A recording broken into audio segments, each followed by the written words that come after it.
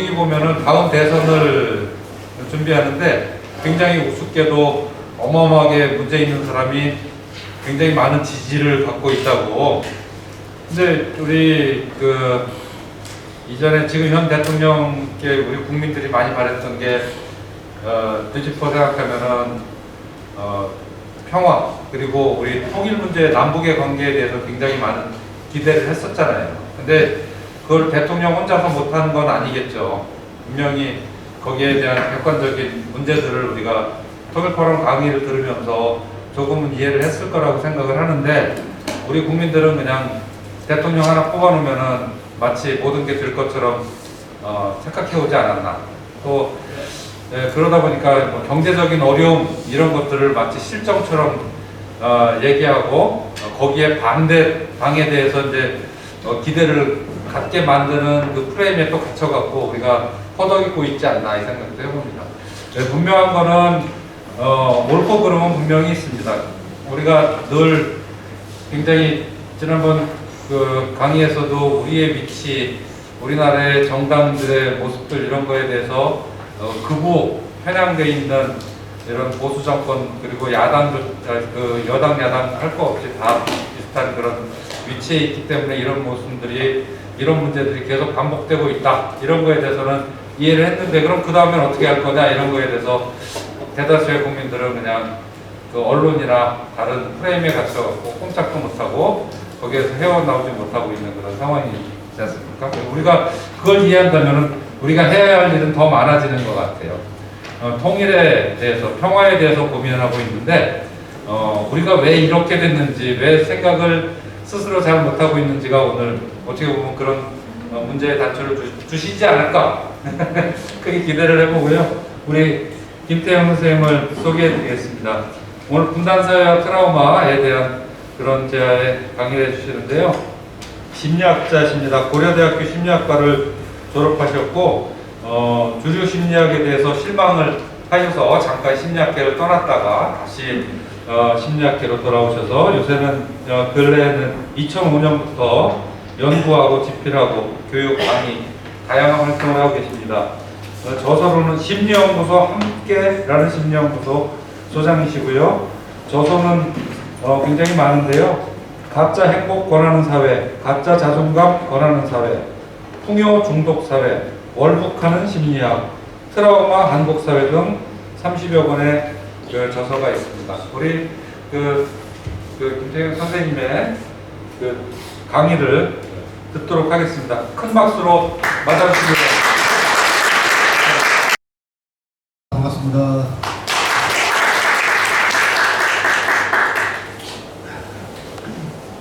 소개를 잘 해주셔서 뭐 특별히 저희에 대해서 소개할 건 없을 것 같고 혹시 더 궁금하신 분들은 인터넷에 이렇게 한번 검색해 보시면 신상털이 확실히 되는 시대니까 정보를 아실 수 있을 겁니다. 그냥 김태형으로 하면 BTS가 나온답니다. 거기에 한 명이 저랑 이름이 똑같아가지고 심리학자 김태형으로 검색을 하셔야 됩니다. 자, 오늘의 주제는 분단 트라우마인데 트라우마라는 단어는 이제 뭐 아주 익숙하시죠? 한국 사회에서 워낙 많이 쓰이고 있으니까 일반적으로 마음의 상처라고 얘기할 수 있겠는데요. 분단 트라우마라고 하면 이제 분단으로 인한 마음의 상처 정도가 되겠죠. 자, 근데 이 분단 체제라는 거에 대해서 조금 말씀을 드린다면 우리가 다 태어나서부터 죽을 때까지 물론 이제 통일되고 나면 이제 사라지겠지만 어쨌든 우리가 태어나서부터 지금까지 계속 분단 체제 속에서 살아오고 있지 않습니까? 한국은 세계 유일의 분단 국가, 70년 넘게 분단된 상황에서 살고 있는 나라인데요. 이 분단 체제라는 것이 단순하게 같은 민족이 두 개의 국가로 나누어져 있다, 갈라서 있다, 이렇게 분단되어 있다는 것만 의미하는 건 아니지 않습니까? 무슨 얘기냐면 남과 북이 같은 민족이지만 두 개의 나라로 분단되어 있다. 근데 사이는 좋은 편이다. 그것도 나쁘죠. 나쁘긴 나쁜데 사이가 좋다면 우리가 지금만큼의 분단 트라우마가 있을까요? 그렇지는 않을 거라고 볼까요? 사이가 그렇게 나쁘지 않다면. 근데 문제는 남과 북이 사이가 나쁘다는 거죠. 어때요? 우리 남과 북 사이가 좋습니까? 나쁩니까? 좋을 때도 간혹 있었지만 대체로는 굉장히 적대적이죠. 서로 전쟁 위기까지 간 적도 여러 번 있었고, 특히 우리 남쪽 한국 사회에서는 북에 대해서 굉장히 심각한 증오, 혐오 이런 것들이 강합니다. 그래서 한마디로 저는 분단 체제는 북에 대한 증오와 혐오에 기반을 둔 체제다, 적대적 체제다 이렇게 생각을 합니다. 우리가 일본 같은 나라가 사실 우리하고 사이가 좀 안 좋지 않습니까? 한국 사람들 좀 싫어하고. 근데 아무리 일본하고 한국이 사이가 좋지 않다 하더라도 여러분들 일본에 가시고 싶으면 가실 수 있죠. 돈이 없어서 안 돼요. 자, 어쨌든 마음 먹으면 갈 수 있어요. 또 일본 영화, 드라마, 소설 보는데 문제 있어요? 아무 문제 없죠. 보실 수 있죠. 언제라도. 넷플릭스만 켜도 일본 애니메이션, 일본 영화 뭐 잔뜩 있습니다. 그럼 여러분들은 어때요? 이제 같은 민족인 북에 대해서는 가시고 싶을 때 언제라도 가실 수 있나요?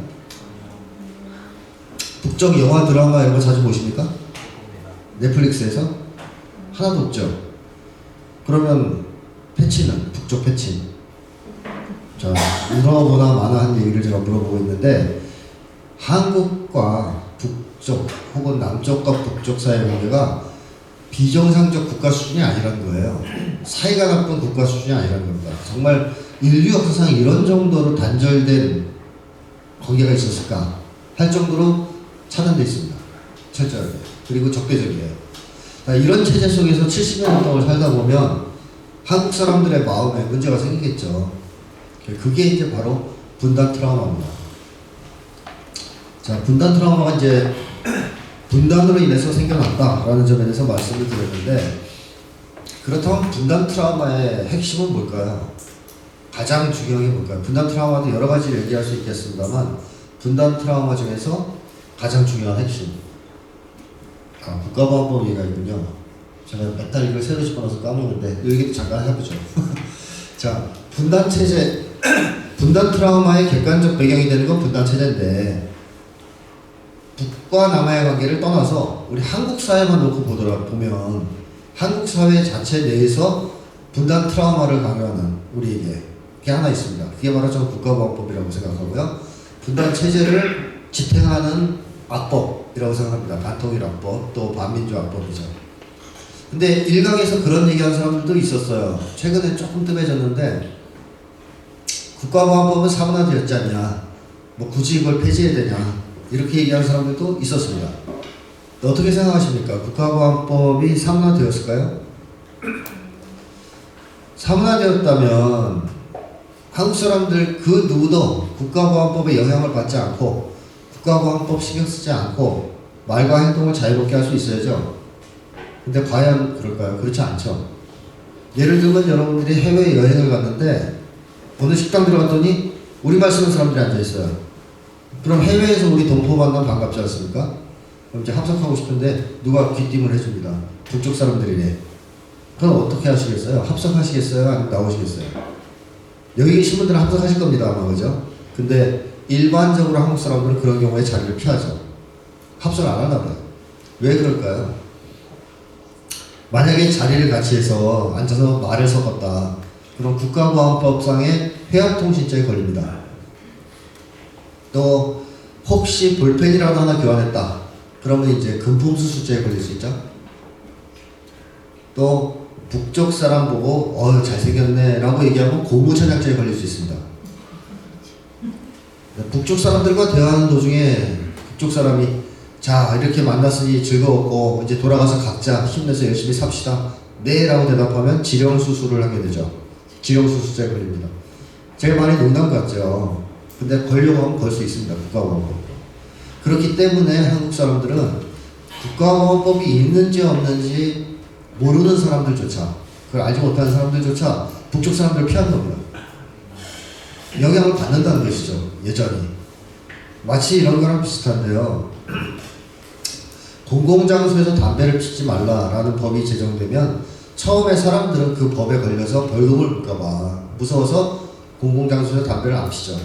근데 한 10년이 지나면 그런 법이 있는지 없는지 아무도 모르지만 그 누구도 공공장소에서 담배를 안 핍니다. 자, 이런 경우에는 그 법은 이미 그 사람 마음속에 들어와서 그 사람을 지배하고 있는 거 아닙니까? 그래서 저는 내면화라는 표현을 쓰는 겁니다. 내면화, 내재화. 국가보안법은 사라진 게 아니라 이제는 굳이 언급할 필요조차 없을 정도로 한국인들 마음속에 들어와서 내면 속에서 우리를 지배하고 있어요. 우리의 말과 사고와 행동 모든 것을. 그러니까 국가보안법은 절대 상관되지 않았다는 것이죠. 자, 이 정도 언급하고요. 자, 색깔공포증의 이제 핵심이 뭐냐? 분단 체제와 국가보안법이 만들어낸 분단 트라우마의 핵심이 뭐냐? 저는 색깔공포증이라고 생각합니다. 색깔공포증. 이 색깔공포증을 딱 들으면 잘못 이해하면 빨갱이에 대한 두려움이라고 생각할 수 있어요. 빨갱이에 대한 두려움. 근데 어때요? 그런 공포증이 있어요? 한국 사람들한테? 자, 우리가 무서워하는 게 뭐예요? 빨갱이를 무서워하는 거예요? 빨갱이를 몰릴까봐 무서워하는 거예요? 후자죠, 후자. 한국 사람들 그런 걱정은 잘 안 해요. 이제 이웃집 아저씨가 간첩일까봐 걱정하는 사람 있어요? 내가 오늘 뭐 미팅 나갔는데 앞에 앉은 놈이 간첩일까봐 걱정해요? 그런 거 걱정 안 해요. 그쵸? 근데 내가 빨갱이나 종북으로 몰릴지도 모른다라는 것은 걱정하죠. 그러니까 색깔공포증은 빨간색을 무서워하는 게 아닙니다. 빨간색으로 낙인 찍힐까봐 혹은 빨간색으로 몰릴까봐 무서워하는 겁니다. 이게 이제 색깔공포증이죠. 자, 그래서 정확하게 정의를 하자면 빨갱이, 요즘에 이제 종북이란 말을 더 많이 쓰는데요. 빨갱이로 몰리는 것에 대한 과도한 공포를 주요한 특징으로 하는 정신장애, 이렇게 규정할 수 있겠습니다. 근데 우리 한국 사람들한테 이 색깔공포증이 왜 생겼을까요? 이 공포증이 일반적으로 생겨나는 과정을 따져보면 금방 이해하실 수 있을 텐데요. 개공포증 아시죠? 특수공포증 중에 하나인데 개공포증. 개공포증 있는 사람들은 대체로 어떤 경험이 있을까요? 네, 개한테 물린 경험. 언제쯤? 어렸을 때, 대체로.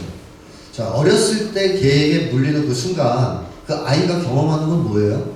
그 순간? 죽음이죠? 죽음. 나 여기서 죽는구나.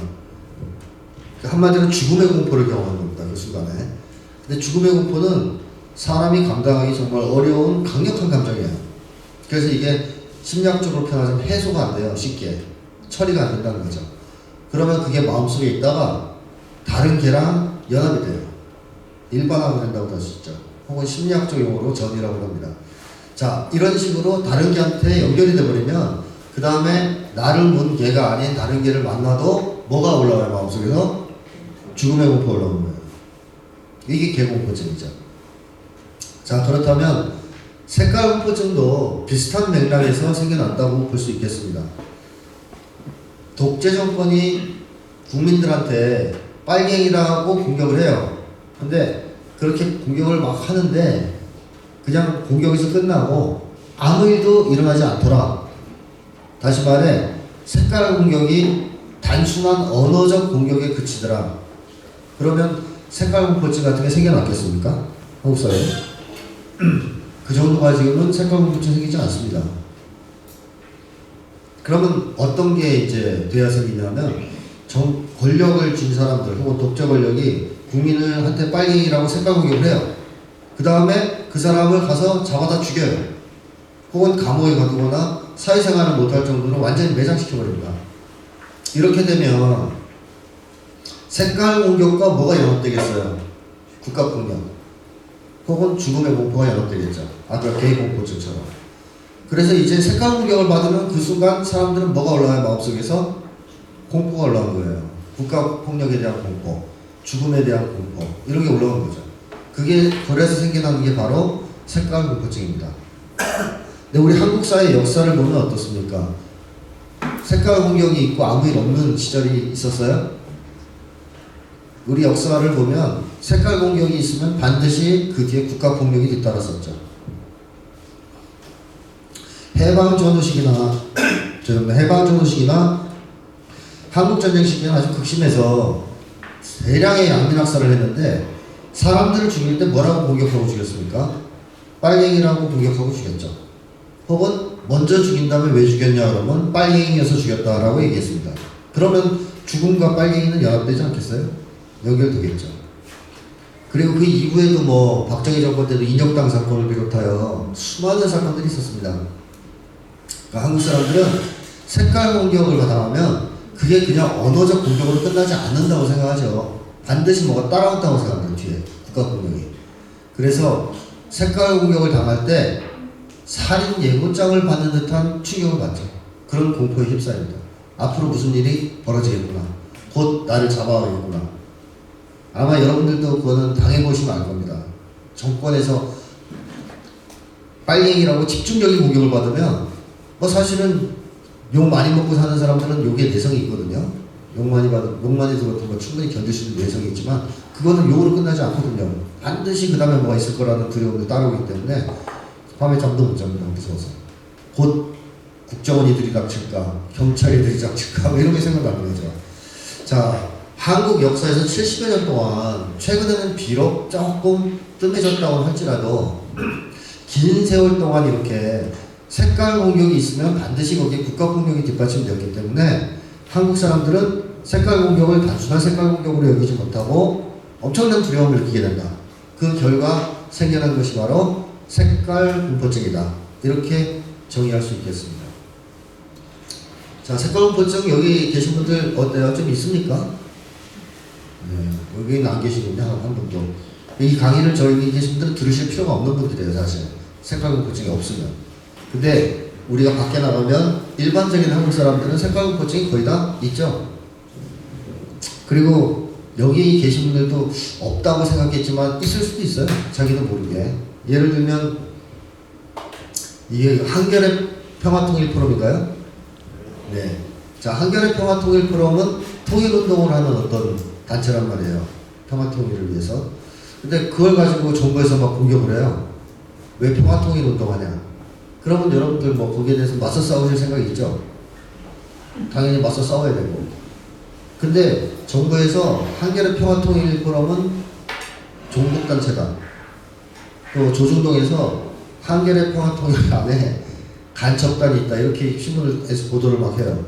그럼 그때는 맞서 싸우기가 어때요? 훨씬 두려워지죠. 어려워지고. 그리고 더 큰 문제는 뭐냐면 통일운동 단체인데 통일운동 한다고 해서 탄압을 받으면 국민들이 도와줄 수 있어요. 왜 그러냐? 그러지 마라. 독재 시대도 아닌데. 근데 이 단체가 종북 세력이다. 간첩단이 안에 있다. 이런 식으로 공격받으면 아무도 안 도와줍니다. 이게 이제 차이죠. 자, 그래서 색깔 공포증은 일반적으로 한국 사람들은 거의 다 갖고 있다. 뭐 없다고 생각하는 사람들조차 거기서 완전히 자유로운 사람은 거의 없다. 이런 얘기입니다. 색깔 공포증이 정신장애 아닙니까? 공포증은 명백한 정신장애죠. 그렇다면 한국 사람들이 거의 다 색깔 공포증이 있다는 얘기는 한국 사람들의 정신 건강이 어떻다는 겁니까? 결코 양호하지 않다라고 얘기해야 되겠죠. 어떤 분들은 이런 얘기 하실 수도 있어요. 나는 너무 정신이 건강해서 상담 같은 거 전혀 받을 필요도 없고 사는데 아무 지장 없다. 이렇게 얘기하시는 분들도 있을 수 있는데 그래도 그분도 정신장애 하나를 앓고 있어요. 그죠? 색깔 공포증. 그러니까 색깔 공포증을 청산하지 못하면 한국 사람들은 정신적으로 건강해질 수 없다. 이런 얘기를 제가 하고 싶은 겁니다. 인정하기 싫을지라도 이게 이제 현실이라는 것이죠. 자, 한국인, 절대 다수의 한국인들이 색깔 공포증을 가지고 있다면 색깔 공포증은 정신장애고 집단적으로 거의 대다수가 이런 정신장애를 가지고 있다면 한국 사회에 미치는 악영향은 엄청나겠죠? 아니라고 생각하시는 것 같은데 이제 엄청나다는 걸 제가 좀 말씀드리겠습니다. 자, 색깔 공포증이 한국 사회에 미치는 악영향이 어마어마합니다. 정말로. 그래서 제가 크게 세 가지를 나눠서 설명을 드리면 첫 번째로는 사고 능력을 저하시킨다는 게 문제고요. 두 번째는 후진적인 정치를 고착시킨다. 그 다음에 세 번째로는 반민주적 문화를 만연시킨다. 이런 문제가 있습니다. 그래서 하나씩 살펴보겠습니다. 우선 사고 능력을 저하시킨다는 것은 무슨 얘기냐면요. 아까 개공포증 얘기를 하지 않았습니까? 그래서 개공포증이 있는 아이가 자라나서 어른이 됐어요. 그것도 덩치가 아주 큰 강호동 같은 어른이 됐습니다. 강호동이라고 이제 비유해보죠. 자, 이 강호동이 길을 가는데 조그만 강아지가 나타났어요. 그러면 객관적으로 볼 때 강아지가 강호동을 무서워해야 됩니까? 강호동이 강아지를 무서워해야 됩니까? 뭐 객관적으로 보면 강아지가 무서워해야 되겠죠. 강호동이 한 주먹 아니야 이렇게 탁 치면 죽을 거 아니에요. 근데 누가 무서워하느냐? 강호동이 무서워하죠. 왜? 개공포증이 있으니까. 그 조그만 개 앞에서 꼼짝 못하고 얼어붙어서 땀을 삐직삐직 흘리고, 심지어는 그 조그만 강아지가 야 막 굴러 그러면 막 굴러다녀요. 말도 안 되는 짓을 하는 거죠. 자, 그 순간 강호동은 왜 그렇게 말도 안 되는 짓을 하면서 강아지한테 꼼짝 못하는 걸까요? 그것은 사고 능력이 마비되기 때문에 그렇습니다. 그 순간에. 사고 능력이 마비되면 대응을 정상적으로 할 수 있나요? 할 수 없죠. 대응을 못해요. 그냥 꼼짝없이 당하게 돼 있죠. 색감공포증의 가장 큰 악영향은 바로 사고 능력을 마비시킨다는 겁니다. 이거는 색감공포증만이 아니고 공포증 일반의 특징이기도 해요. 모든 공포증이 다 이렇습니다. 그래서 영화 같은 데 보면, 공포 영화 같은 거 보면 이런 장면이 나오죠. 지금 요 밖에 연쇄살인마 하나가 칼 들고 막 사람 죽이고 다녀요. 우리가 그걸 알고 있어요. 자, 그럼 여기 모여있는 우리는 어떻게 하면 제일 살아날 확률이 높겠습니까? 어떻게 행동하면? 힘을 합쳐 싸워야죠. 설마 여기 있는 인원으로 연쇄살인마 하나를 못 잡겠어요? 보니까 흉기를 쓸 것도 많은데. 자, 힘을 합쳐서 차분하게 대응하면 안 죽고 연쇄살인마를 잡을 수 있습니다. 근데 공포영화를 보면 그렇게 행동들 안 하죠? 공포영화 보면 이제 그런 상황이 되면 어떤 사람은 그 자리에 주저앉아서 마비되는 채로 아무 행동도 못하고 무서워서 연쇄살인마가 자기를 죽이러 올 때까지 가만히 있다 죽어요. 또 어떤 사람들은 모여있어야 살 확률이 높음에도 불구하고 지만 살겠다고 혼자 막 뛰다가 각계격파 당하죠. 하나씩 죽죠. 그런 장면 많이 보셨을 겁니다. 또 어떤 사람은 사람들이 힘을 합쳐서 차분히 생각하고 대응을 해야 될 순간에 괴성을 지르잖아요. 다 소용없어, 뭐 우리 죽을 거야 막 이러면서 막 난리를 치는 사람 있죠. 영화 보고. 그 주인공이 할 수 없이 이렇게 땅이 때리잖아요. 정신 차려, 정신 차려. 그러면 정신이 돌아와서 아 내가 왜 그랬지 막 이러는데, 자, 공포영화에 나오는 사람들의 이 이상한 행동들 왜 그렇게 행동하는 겁니까? 무서워서 그런 거죠. 공포 때문에. 그 순간에는 사고가 정상적으로 안 돼요. 그 사람들이 그 상황이 아니라면, 그렇게 두려운 상황이 아니라면 다 사고 정상적으로 할 수 있는 사람들일 겁니다. 근데 강력한 공포가 올라오면 그 순간 사고가 마비돼서 다들 어리석게 행동을 한다는 얘기죠. 그러니까 일반적으로 그렇다는 건데, 이 색깔공포증은 죽음의 공포와 관련 있는 강력한 공포증이기 때문에 색깔공포증이 유발되는 그 순간 사고는 거의 정지 상태, 마비 상태에 들어가는 거고, 그에 따라 전혀 대응을 못하게 되는 거죠. 자, 이걸 이제 적용해 본다면 아까 했던 얘기랑 통하는데요. 한겨레 평화통일포럼을 정부에서 통일운동한다고 공격을 한다. 그러면 맞대응할 수 있어요. 싸울 수 있습니다. 막 토론할 수 있어요. 모여서 우리가 어떻게 항의하자, 뭐 소송을 걸자, 뭐 등등. 근데 여기가 종북 세력이다. 낙인 찍고 종북이라고 몰아붙이고 또 언론에서를 때리고 그러면 얼어붙을 수 있어요. 그 순간. 모임 대책회의 하자면 아무도 안 나오는 거죠. 나와도 머리 안 돌아가고. 그리고 아까 얘기했듯이 한국 사람들이 모두 다 색깔공포증이 있기 때문에 그런 상황이 되면 아무도 도와주지 않죠.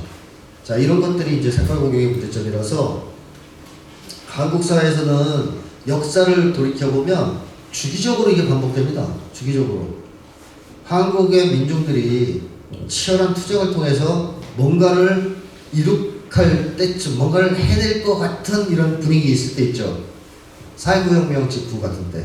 이승만 정권 타도하고 뭔가 새로운 세상을 열 수 있을 것 같은 상황이 된다. 그럼 꼭 뭐가 터져요. 뭐 쿠데타가 터지고 뭐 이러긴 하는데 박정희가 쿠데타 터뜨리고 그랬지 않습니까? 근데 그때 뭘 가지고 터뜨린 거예요? 명분으로. 반공 아닙니까? 반공. 빨갱이 잡는다고. 뭐 전두환 안 그랬습니까? 전두환도 그랬죠.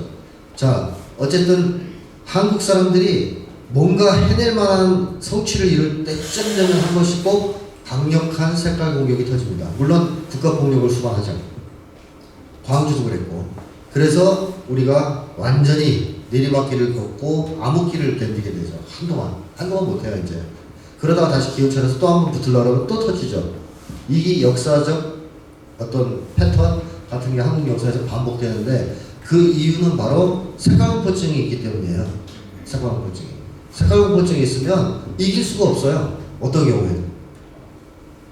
유일하게 색깔공포증을 극복하고 한 번 이긴 경험 이런 걸 들으려면 최근에 오히려 촛불항쟁밖에 없을 것 같습니다. 최근에는. 근데 어쨌든 과거에는 이긴 적이 없습니다. 계속 무너졌죠. 정권을 몰아내고 그렇고 뭐 하여튼 번번이 쓰러졌죠. 그게 바로 사실은 강호동이 개보다 훨씬 강아지보다 강한데 색깔공포증이 있어서 강아지를 못 이기는 것과 관련이 있는 현상이다. 이렇게 보시면 되겠고 한국 사회에서 주기적인 마녀 사냥이 벌어지고 그것이 가능한 이유 역시 색깔공포증을 우리가 다 갖고 있기 때문이다. 라고 이제 보시면 될 것 같습니다. 자, 이렇게 색깔 공격이 극심할 때 혹은 종북머리가 극심할 때 우리가 사고 능력이 마비되고 그에 따라 대응을 못하게 되는 것도 큰 문제이긴 한데요. 저는 더 큰 문제는 이 색깔 공포증 때문에 평상시에 사고 능력이 저하되는 것이 더 큰 문제일 수 있다고 생각합니다.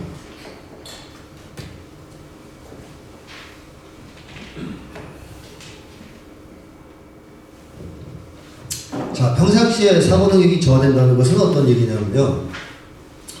국가보안법과 이 색깔공포증 때문에 한국 사람들은 자기 검열을 엄청나게 하죠. 네, 대부분 안 하시는 것 같은데 몇 분은 하신다고 끄떡거렸어요.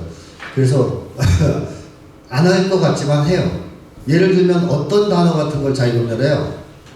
안 쓰는 단어 있잖아요. 한국 사람들이 알면서. 대표적인 동무 아니에요? 동무란 말 많이 쓰세요? 식당 가서 동무 깍두기 하나 더 뭐 이런 거 하세요? 한번 해보십시오. 어떤 반응이 나오나. 자, 그런 말, 동물한 말 안 쓰죠. 근데 동물하는 말을 우리가 모릅니까? 우리 마음속에 없어요? 머릿속에 저장이 안 돼 있나요? 알고 있죠? 다. 그리고 알고 있다는 건 또 어떻게 확인할 수 있어요? 어깨동무란 말을 쓰잖아요. 그건 안 쓰시나요? 어깨동무란 말은 일상적으로 쓰고 들어도 전혀 어색해하지 않아요. 여러분들 어깨동무 한번 해보세요. 여러분들 신고하실 거예요? 아니잖아요. 뭐 자연스럽게 우리가 쓰는 말 아닙니까? 말동무, 길동무 이런 말도 간혹 써요. 거기에 대해서는 사람들이 뭐라 안 해요. 그래, 나 말동무 좀 해줄래? 그럼 그래, 그렇지. 이 빨갱이 새끼 이러진 않죠. 자, 그 다음에 동무란 말도 상황과 맥락에 따라 사람들이 반응을 달리하죠. 예를 들면 미스터 선샤인 같은 좀 오래된 시절, 한국 사회에서 좀 옛날 시절을 그린 드라마를 보는데 거기서 다 동무라고 그러거든요.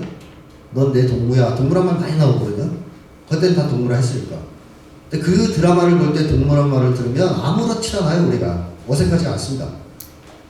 근데 최근 드라마인데 그 드라마에서 동무란 말이 툭 쳐나보게 되죠. 왜냐하면 요즘 세상에서 그걸 쓰면 나쁜 놈이니까, 가짜놈이니까. 자, 이건 무슨 얘기냐? 우리가 동무라는 말을 알고 있지만 정말 상황과 맥락에 따라서 다양하게 검열하면서 쓰고 있다는 걸 통제하면서. 그런 점에서 한국 사람들은 천재죠. 그런 정도의 검열을 해야 됩니다. 또 한국 사람들이 잘 쓰지 않는 말 중에 뭐 인민, 조선 뭐 이런 말 다 잘 안 씁니다. 조선시대 얘기할 때 빼고 조선이란 말을 잘 안 써요. 오늘날의 현대사회에서 조선이란 말을 자유롭게 쓸 수 있는 놈들은 조선일보밖에 없어요. 그죠? 우리는 오히려 쓰기가 좀 힘들죠.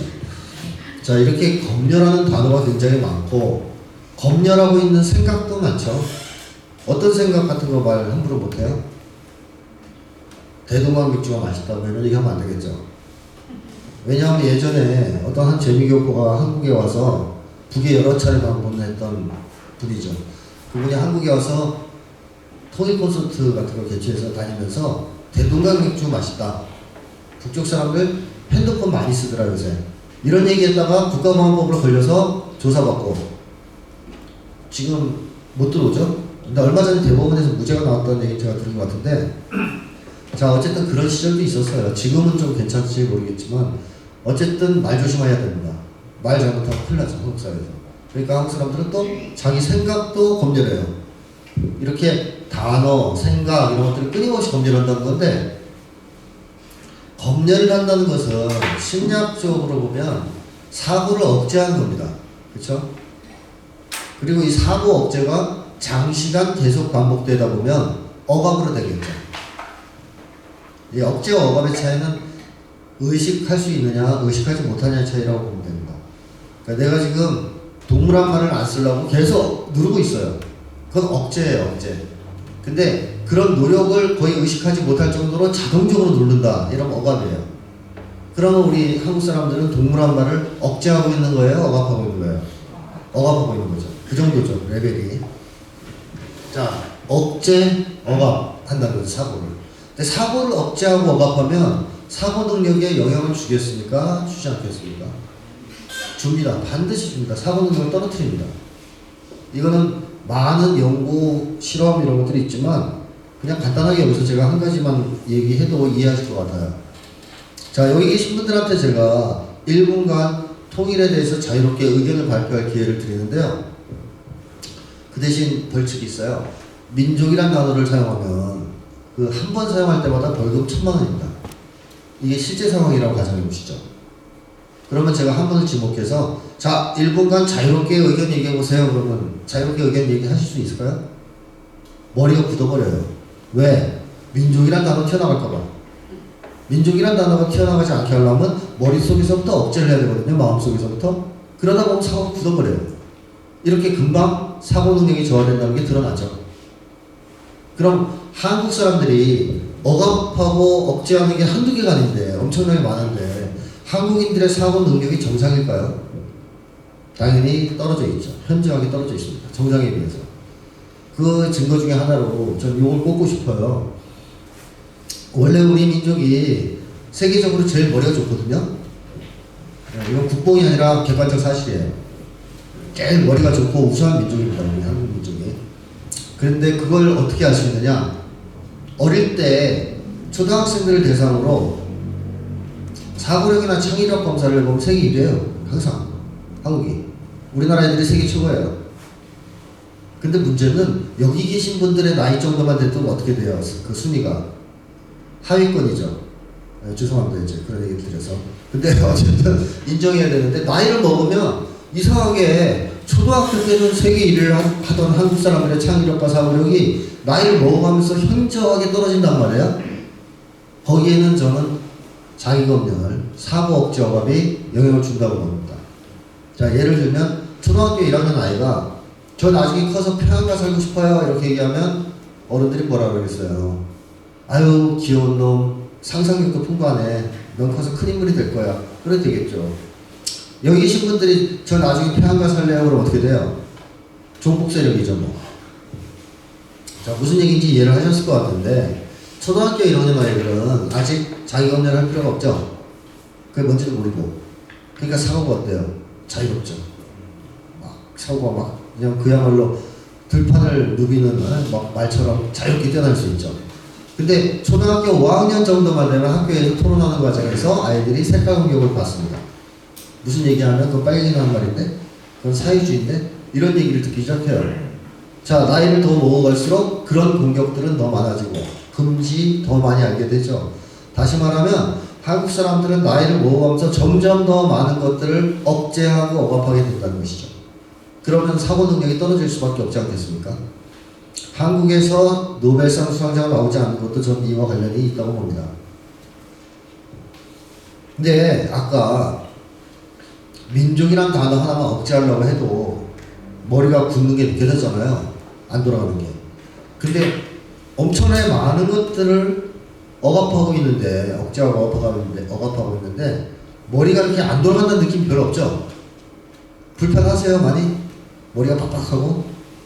혹시 그런 느낌이 들더라도 우리는 그런 생각하잖아요. 어젯밤에 너무 마셨나? 공기가 너무 안 좋아서 그럴까? 이런 생각하지 이 억제와 억압 때문에 내가 불편감을 느낀다는 거는 거의 자각을 못하죠. 근데 그건 왜 그러냐면 불편하지 않아서가 아닙니다. 너무 오랫동안 그래서 잘 모르는 거예요. 고지랄해가지고. 근데 이거를 불편감을 느끼신 분들이 있어요. 한국 사람들 중에서. 어떤 사람들이냐면 개성공단에서 근무하셨던 분들이에요. 제가 개성공단에서 근무하셨던 분들하고 대화를 하고 이러다가 우연히 듣게 된 얘기인데 굉장히 저는 충격적으로 받아들였어요. 아, 이분들은 그걸 경험하셨구나. 자, 개성공단에서 근무하셨던 분들 한 분의 얘기가 아니라 여러 명의 얘기입니다. 근데 이분들이 이제 개성공단에서 처음에 한 1년, 2년 이렇게 근무한단 말이에요. 그러면 그때는 이제 쉽게 마음의 탄계가 풀린다 그러죠. 네, 풀려버려요. 자기 검열 두려움이 이렇게 사라지는 거예요. 거기서 막 생활하다 보니까. 그래서 거기 있을 때, 개성공단에 있을 때는 아무 얘기나 해도 되죠. 예를 들면, 야, 북쪽 사람들 왜 이렇게 착하냐, 너희들. 정의롭고, 너무 사람들 좋네. 문제 없죠, 그런 얘기해도. 너희들은 무상주택제도라며? 아유, 집 걱정도 꽤 좋겠다. 이런 얘기 되죠, 거기선? 자, 이제 이분들이 근데 거기서 이렇게 생각 없이 살다가, 고삐가 풀린 채로 살다가 한국에 내려올 때가 있지 않습니까? 한국에. 한국에 내려와서 친구나 지인들을 만나서 술을 먹다 보면 북에서 생활했던 습관 그대로, 개성공단에서 생활했던 습관 그대로 말이 툭툭 나왔다는 거예요, 처음에는. 야, 걔네들은 무상주택제도래? 집 걱정은 안 하고 좋겠어. 뭐 이렇게 얘기하면 사람들 반응이 어떨까요? 야, 너 개성공단 근무하더니 빨갱이 돼서 왔구나. 뭐 이런 식의 상당히 공격적인 반응들이 나오는 거죠. 화를 내는 사람도 있고. 이분들이 그 얘기를 합니다, 다. 그래서 그 일을 겪고 나서부터는 어떤 걸 경험하게 됐냐면, 개성공단을 가로지르는 이 경계선이 있을 거 아니에요. 남북을 넘어가는 그 경계선. 차를 타고 남쪽에서 있다가 그 경계선을 넘어가면 머리가 막 개는 느낌이 든대요. 맑게. 딱 뭔가 누르고 있다가 풀리는 느낌? 개는 느낌을 받는데요. 또 북쪽에서 근무하다가 한국으로 넘어올 때는 반대의 느낌이죠. 잘 돌아가는 머리가 굳어버리는 느낌을 받는다고요. 불편감을 느끼는 겁니다. 우리는 한 번도 그걸 경험해보지 못했어요.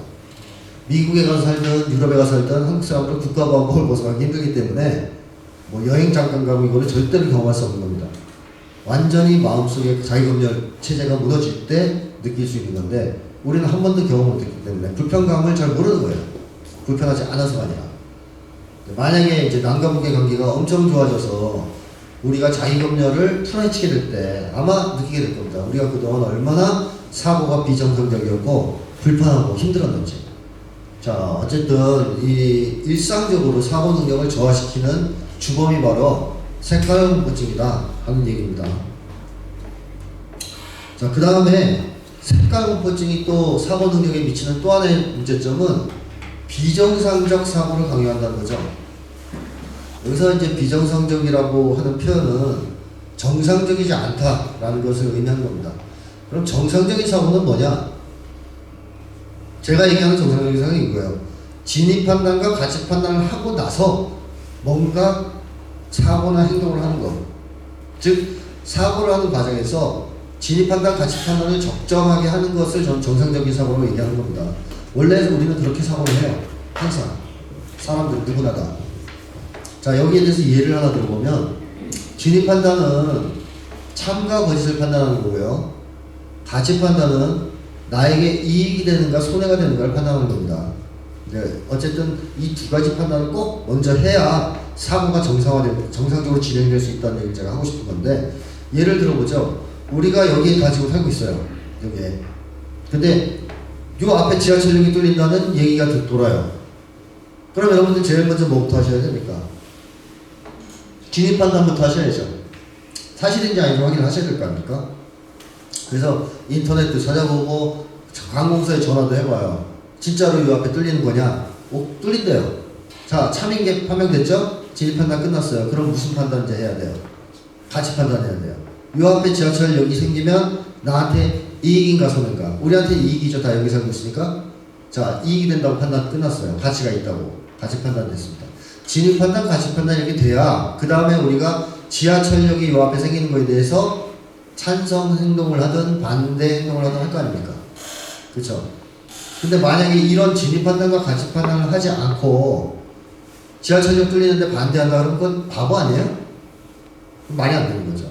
그래서 사고를 할 때 반드시 우리는 어떤 계기점에서는 진입 판단과 가치 판단을 합니다. 그러고 나서 사고가 진행되죠. 특히 모르는 얘기 들었을 때, 잘 모르는 얘기 들었을 때, 또 이게 나한테 도움이 되는지 안 되는지 잘 모를 때는 반드시 저걸 먼저 합니다. 전 세계의 모든 사람들이 다 사고를 이렇게 하거든요. 진입 판단과 가치 판단을 하고 그 다음에 뭔가를 결정한단 말이에요. 근데 우리 한국 사람들은 진입 판단과 가치 판단 이전에 앞세우는 이상한 판단이 한 가지가 있습니다. 그게 뭘까요? 종북 판단입니다. 이거 제가 붙인 말인데요. 간단하게 말씀드리면 종북으로 몰릴 가능성이 있냐 없냐를 판단하는 거죠. 어때요? 우리 한국 사람들 이런 판단 합니까? 하죠. 무슨 얘기를 들었는데 거기에 찬성하면 종북으로 몰릴 가능성이 있냐 없냐 판단해요, 안 해요? 하죠. 또 내가 무슨 얘기를 하려고 하는데 이 말을 하면 종북으로 몰릴 위험이 있나 없나 판단합니다. 아주 빠른 속도로 정확하게 판단하죠.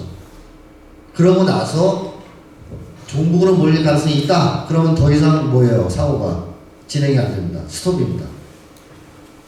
만약에 종북으로 몰릴 가능성이 없다라고 판단되면 그때 이제 진입 판단과 가치 판단, 즉 사고가 시작돼요. 이렇게 본다면 이건 진짜 비정상 아닌가요? 우리가 제일 먼저 해야 되는 것은 진입 판단, 가치 판단이거든요. 근데 그걸 안 해요. 종북 판단에 딱 걸려버리면 더 이상 안 합니다. 사고가 중지돼 버립니다. 자, 이런 이상한 비정상적 사고를 하게 된다, 한국 사람들이.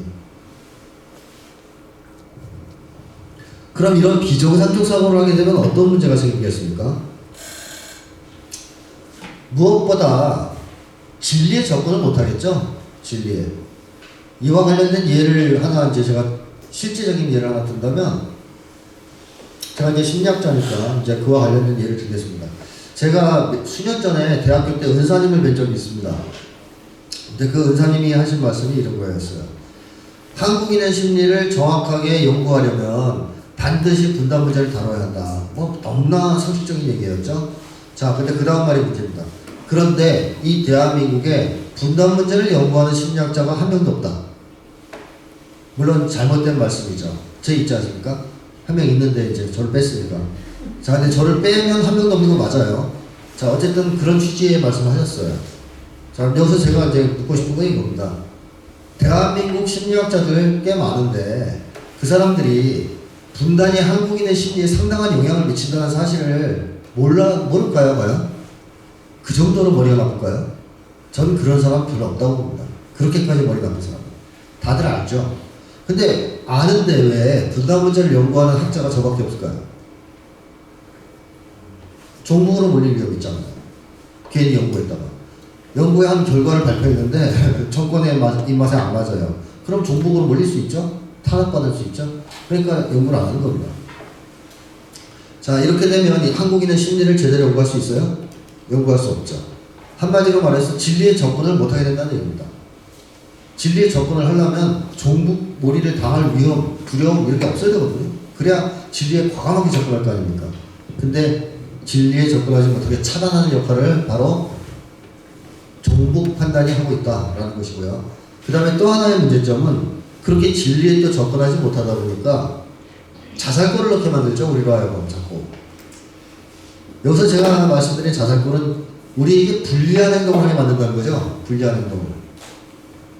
그 대표적인 예로 제가 들고 싶은 것이 노동조합 조직률입니다. 한국 노동자들, 노동조합 조직률, 한국의 노동조합 조직률이 양대 노총을 합쳐야 10% 좀 넘죠. 근데 북유럽 나라들 경우 노동조합 조직률이 70% 이상입니다, 거의. 높은 나라들은 뭐 80% 육박한 나라들도 있고요. 자, 그러면 이렇게 얘기할 수 있을까요? 북유럽 노동자들은 노동조합이 노동자에게 이익이 된다는 사실을 잘 알고 있기 때문에 노동조합에 가입하고 한국 노동자들은 그걸 몰라서 가입을 안 한다라고 얘기하면 맞겠습니까? 그래 얘기한다면 우리 한국 노동자들에 대한 모욕일 겁니다. 모독이라고 생각합니다. 한국 노동자들도 마음속으로는 다 알고 있어요. 노동자에게 노동조합이 이익이 된다는 사실도 알고 있고 관리자나 사장에게 머리 조아리는 게 아니라 노동조합 만들어서 당당하게 자기 주장을 하며 사는 것이 인간답게 사는 길이다. 왜 모르겠습니까? 다 알고 있습니다. 근데 왜 노동조합에 가입을 이렇게 안 하죠? 뭐 여러 가지 이유가 있겠습니다. 해고의 위험 뭐 등등 여러 가지 있겠지만 저는 종북몰이를 당할지도 모른다는 두려움이 상당한 작용을 한다고 봐요. 한국에서는 노동조합 활동하거나 노동운동하면 어떤 사회적 평가가 뒤따르죠? 사람들이 존경하나요? 나 노조 가입해서 민노총 활동 열심히 한다 그러면 훌륭하신 분이네 이래요? 빨갱이라 그러잖아요. 그쵸? 그러니까 통일운동 한다면 어때요? 다들 존경해요? 주변에서? 빨갱이라고 까지는 안 해도 불온시하죠. 한국 사회는 그런 사회죠 아직도. 그러니까 노동자들이 노동조합 가입해서, 그것도 특히 이제 민주노총 계열에서 가입해서 활동을 시작한다. 뭐 그래서 내가 그게 맞는 것 같아서 더 열심히 한다. 그러면 빨갱이 딱 좋은 거죠. 한마디로 종북으로 몰릴 위험이 커지는 행동이죠. 노동조합에 가입하는 것은. 따라서 조직률이 높을 수가 없는 것이죠. 저는 국가보안법이 폐지된다면 한국 노동조합 조직률이 80% 이상 올라갈 거라고 봅니다. 곧바로. 그 고삐가 하나 풀리는 거니까, 두려운 장벽이 하나 사라지는 거니까. 그 다음에 또 한국 사람들의 특징적인 것 중에 하나가 가난한 사람들이 보수주의를 지지한다는 거죠. 그 계급배반이라고 합니다. 제가 예전에 대구에 갔을 때 택시를 한번 탄 일이 있었는데, 그 택시기사가 재밌어요. 자기가 하루에 뭐 거의 18시간, 20시간까지 일할 때가 있대요. 그 정도로 일을 열심히 한다는 얘기겠죠. 근데 한 달 월급이 채 뭐 200도 안 된다, 가져가는 돈이. 이게 말이 되냐고 막 화를 내요. 당연히 저도 같이 좀 화를 냈죠. 말도 안 된다. 그런데 그 기사가 그 다음 하는 말. 그래서 박근혜를 도와드려야 된대요. 이게 연결이 돼요? 저는 이제 연결이 안 되는데 그 사람 연결시켜요, 이렇게. 자, 무슨 얘기를 하고 싶은 거냐 하면, 가난한 사람들은 당연히 부자 정당을 지지하면 안 되죠. 가난한 사람들의 이익을 대변하는 진보 정당을 지지해야죠. 근데 한국의 가난한 사람들은 오히려 보수적입니다. 왜 그럴까요? 그 사람들이 보수 이데올로기를 받아들이는 가장 큰 이유가 뭐일 것 같습니까? 공포입니다. 두려움. 자, 한국 사회에서 보수 이데올로기를 가지면 일단 뭐예요? 안전하지 않습니까? 욕먹을 위험이 없죠. 빨갱이로 몰릴 위험 없죠. 탄압받을 위험도 줄죠.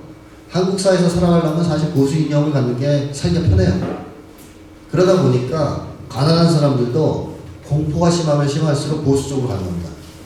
그 이데올로기가 처음에 좋아서 가는 사람은 거의 없습니다. 무서워서 가는 거지. 그렇게 하면 살만하니까, 살 것 같으니까, 안심이 좀 되니까. 그래서 한국의 반공 세력의 출발점은 사실 월남자들이었어요. 그것도 초창기에 내려온 극악한 월남자들이 아니라 한국전쟁 와중에 내려온 대량 월남자들이 있죠. 이 사람들은 이념을 가진 사람들 아니거든요. 미군의 폭격이 무서워서 내려온 사람들이죠. 근데 이 사람들이 왜 반공 세력이 됐을까요? 이승만 정권에서 북에서 내려왔다 그래가지고 엄청난 뭐랄까요, 감시, 고문, 학대 이런 걸 했기 때문에 그렇습니다. 뻑하면 잡아다가 너 북에서 왔는데 너 간첩 아니냐? 너 친구 중에 간첩 있지 않냐? 사상이 너 불순하지 않냐? 이걸 괴롭히는 거예요. 자, 그 사람들 그 고통에서 벗어나려면 어떻게 되겠습니까? 반공투사가 되어야죠. 완전 딱 차고 맨 앞에서 깁싹 때리다 짜 이런 거 외쳐야 정권에서 더 이상 안 괴롭힐 거 아니에요. 그렇게 해서 반공 세력이 된 겁니다. 한국 최초의 반공 집단은 대량 월남자 속에서 나왔어요. 뭐 이제 이 얘기를 하라고 하면 끝이 없어요. 뭐 굉장히 사례가 많은데 어쨌든 핵심 포인트는 이겁니다. 한국 사람들은 정말로 자기가 행복한 세상에 살려면 과감하게 주장할 수 있는 걸 다 주장해야 돼요. 무상 의료, 무상 교육, 나아가서 저는 토지 국유화 이런 것도 말할 수 있어야 된다고 생각하는 사람이에요. 과감하게. 옳건 틀리건 얘기는 꺼낼 수 있어야 된다. 그걸 가지고 토론을 할 수 있어야 된다. 근데 한국에서 그런 얘기 꺼낼 수 있습니까? 꺼낼 수 없죠. 꺼내면 무섭죠. 사회주의로 몰리고 빨갱이로 몰리겠죠. 그래서 대학생들도 뭐라고 얘기해요? 무상교육 얘기하면 딱 좋잖아요. 근데 그렇게 얘기 못하고 반값 등록금만 얘기하는 거죠. 그거는 괜찮을 것 같으니까. 한마디로 우리는 종북몰이의 위험이 없다면, 종북 판단을 하지 않는다면 100을 주장해야 되는데 종북 판단을 하기 때문에 20, 30밖에 주장을 하지 못하는 세상에서 살게 된다. 이게 자살골이 아니면 뭐겠냐는 겁니다. 한국 사람들이 근본적인 사회 개혁을 위해서 행동하고 말하고 할 수 있는 조건이 되려면 종북 판단을 앞세우는 것부터 사라져야 된다. 이걸 하는 이상 우리는 끊임없이 자살골을 넣으면서 자기한테 불리한 짓을 하며 살아가게 될 것이다 라는 겁니다. 자, 지금까지 쭉 말씀드린 것이 사고, 그러니까 색깔공포증이 극심할 때, 색깔공격이 극심할 때 사고 능력을 마비시키고 평상시에도 사고 능력을 저하시키고 그 다음에 한국인들이 매우 비정상적인 사고를 하게 하면서 자살골을 넣게 만든다라는 말씀을 드렸습니다. 자, 그럼 이제 뒤에 이제 얘기는 아까 이제 주최 측에서 쉬었다라고 이렇게 얘기를 해가지고 안 지키면 혼날 것 같은데 지금 55분이 됐으니까 5분만 쉴까요? 네. 무의식적 저항감들이 다 있으시니까 아무도 5분 때도 자리 안 앉잖아요. 그래서 지금 7분이 넘었고 계속 놔두면 10분까지 채워질 것 같아서 제가 마이크를 들었습니다. 자, 이제 다음 얘기를 좀 해야 될 것 같은데요. 이 사고능력의 문제를 일으킨다라는 점을 말씀드렸는데 두 번째로 말씀드리고 싶은 것은 한국 사회에 이 생활공포증이 후진적 정치를 고착시킨다는 얘기를 하고 싶습니다. 여기서 제가 이제 후진적이라고 얘기하는 것은 또 심리학자인 만큼 비정상적이라는 의미가 강합니다. 저는 정치가 정상적인 정치가 어떤 것이라고 생각하냐면 간단하게 얘기하면 정책 경쟁을 하는 정치가 정상적인 정치라고 생각합니다. 자본주의사에서. 예를 들면 민주당과 도둑개인, 국진당 얘들이 서로 정책 경쟁을 하면 이게 정상적 정치라는 거죠. 정상적 정치. 근데 정상적 정치가 아니다라고 얘기하는 것은 정책 경쟁을 하는 것보다는 반칙을 써서 상대방을 잡아뜨리는 정치를 할 때 그걸 저는 비정상적인 정치 혹은 후진적인 정치라고 생각합니다. 자, 조금 더 구체적인 예를 들자면 북유럽 같은 나라들이 우리 한국보다는 사이가 좋은 거 다들 알고 계시죠? 사회상제도가 굉장히 잘 되어 있고 뭐 그렇습니다. 행복지수도 높고. 근데 북유럽 나라들의 무상교육, 무상의료 두 가지만 놓고 얘기를 좀 해보면 자, 무상의료, 무상교육이 실시되고 있는데요. 북유럽 나라들에서는 이걸 처음에 주장하고 제안했던 쪽은 진보정당일까요? 보수정당일까요? 진보정당이죠. 당연히. 북유럽에서도 3인주의 정당들이 이걸 처음에 주장했습니다. 자, 근데 보수정당들이 이 제안 혹은 정책을 수용했습니까? 안 했습니까? 했죠. 했으니까 지금 실시하고 있는 거 아닙니까? 그럼 여기서 질문. 북유럽의 보수정당들은 왜 무상의료, 무상교육이라는 정책을 수용했을까요? 왜 받아들였을까요? 혹은 왜 양보했을까요? 태어날 때부터 착해서? 아니겠죠. 자, 국민적 지지가 높아서 그렇다라고 대답한 게 맞겠는데, 자, 예를 들어보죠.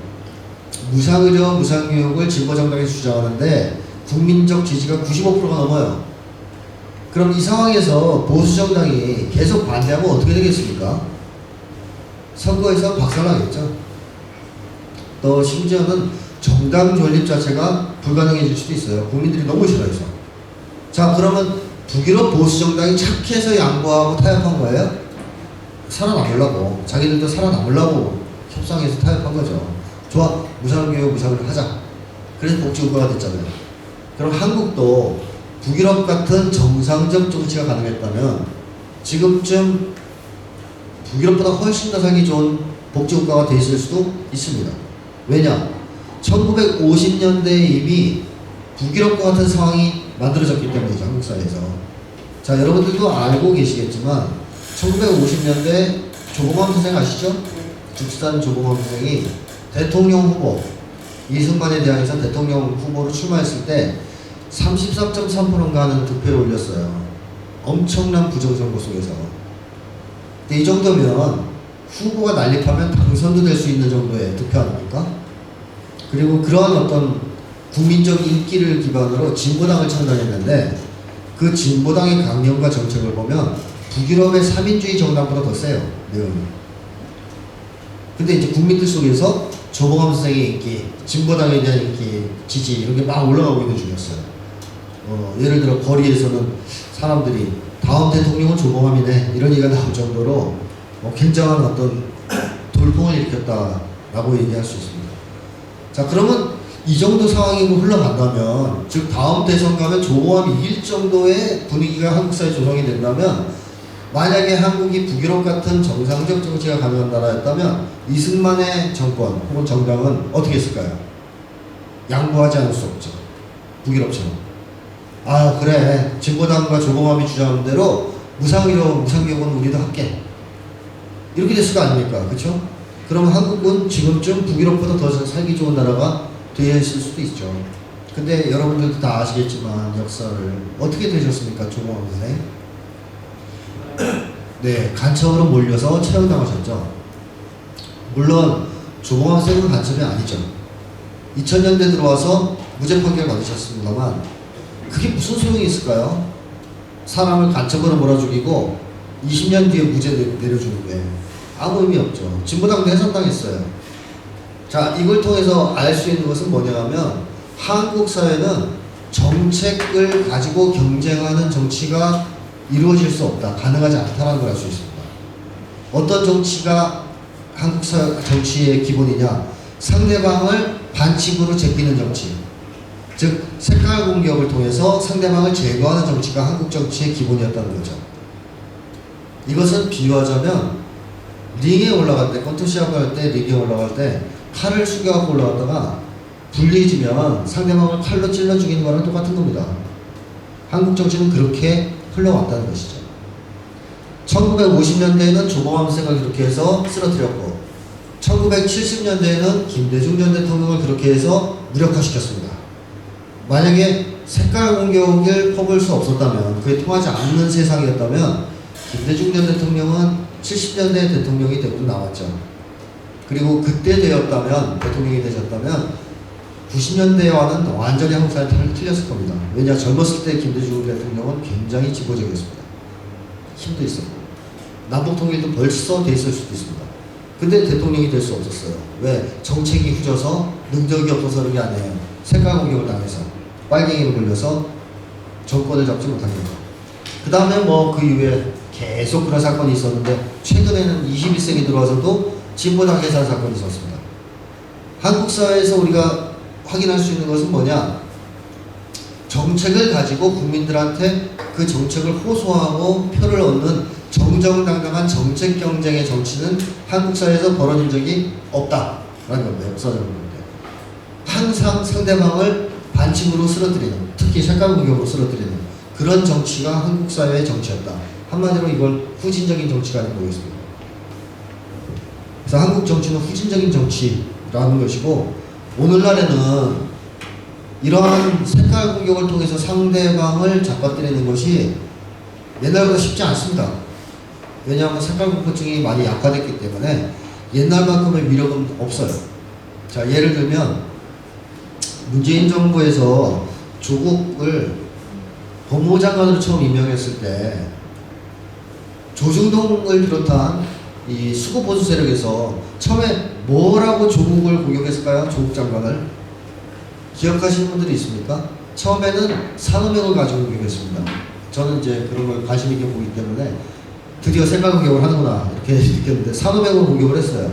자, 산호명이란 것은 조국이 젊었을 때 대학생 때 사회주의자였다 이런 거 갖고 공격을 한 거예요. 근데 국민들 반응이 어땠어요? 저 새끼들 또 시작이구나 이런 분위기. 아무도 관심이 없는 거죠. 거기에 대해서. 자, 색깔 공격이 안 통하는 것을 이러면 이제 얘들 당혹스럽죠? 색깔 공격이 안 먹히면. 그래서 그 다음에 수구 세력들이 또 극우 세력들이 뭘 공격하기 시작합니까? 도덕성을 공격하기 시작한 겁니다. 표창장 같은 거.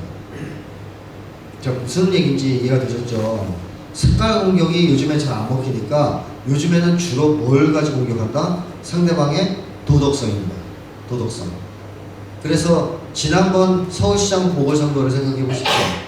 도곡동 땅과 도쿄 아파트의 싸움이었다고 할 수 있을까요? 서로 상대방의 비리를 공격하고 흑통을 선거를 만들었죠. 뭐 요즘에 한국 정치를 보노라면 막 그런 느낌까지 들잖아요. 저 새끼 엄청 더러운데 제가 좀 덜 더럽거든요. 그러니까 절 뽑아주시죠. 뭐 이런 식의 선거 캠페인을 하는 거 같지 않습니까?